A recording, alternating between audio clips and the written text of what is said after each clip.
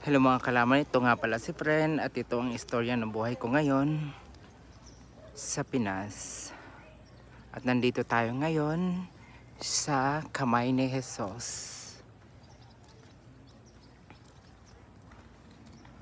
Yan. Bumalik kami sa Kamay ni Jesus after ilang years. Libutin natin ang Kamay ni Jesus.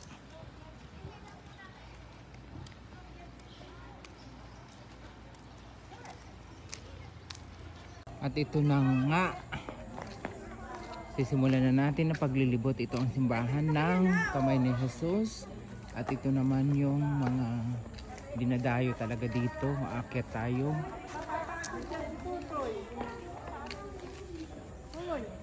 Isha!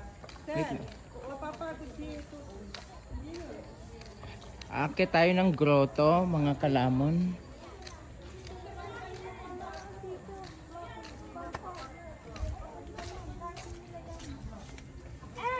Grotto entrance.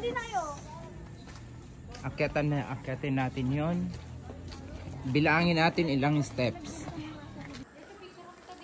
At ito na, simula na ang pag-akyat patungo sa grotto ng Kamay ni Jesus.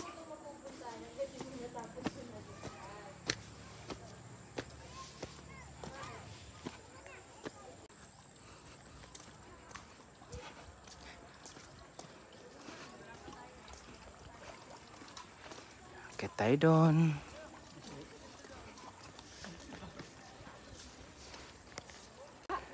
Ayan. Ang una makikita natin pag-akyat ay itong Last Supper.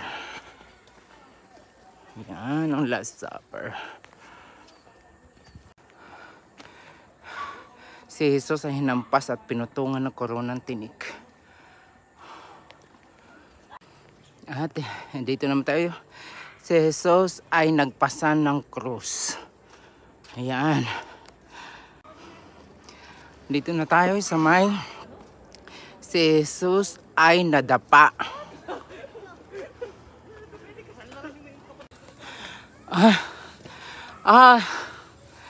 Aray ko. Ito naman ay pakibasa nga to ma. Si Jesus ay tinulungan ni Simon ng Sireneo.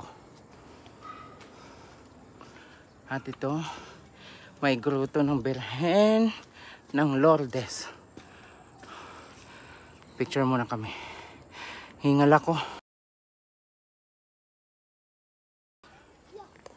Dito na tayo ngayon sa station ng si Jesus at ang mga babaeng taga Jerusalem. Yan, kung hindi nyo pa kilala ang mga babaeng taga Jerusalem, yan sila. Next station, si Jesus ay ipinako sa krus. Ayan, kung hindi nyo pa nakakilala yung mga nagpako kay krus, ayan. Yan ang mga salarin. At ito na, next station, ang pinatawad na magnanakaw.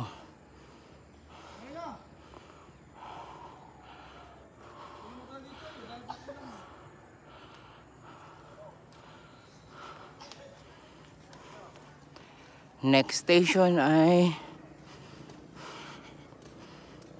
ang mahal na ina at ang mahal na alagad sa paanan ng krus.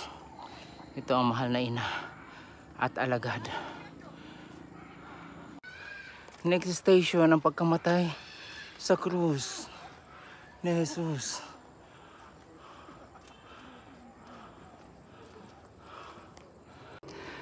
Next station, si Jesus ay inilibing. Hingal.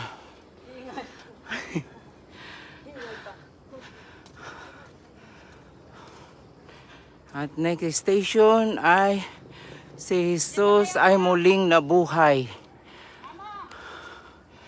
Nabuhay na si Jesus. At dito, malapit na tayo sa tuktok.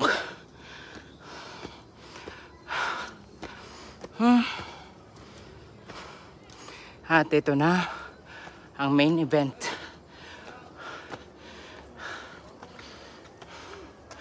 Ito ang gruto.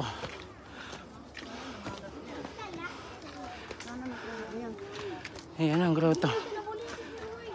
Kasi magagalit si... Papasok tayo ng simbahan.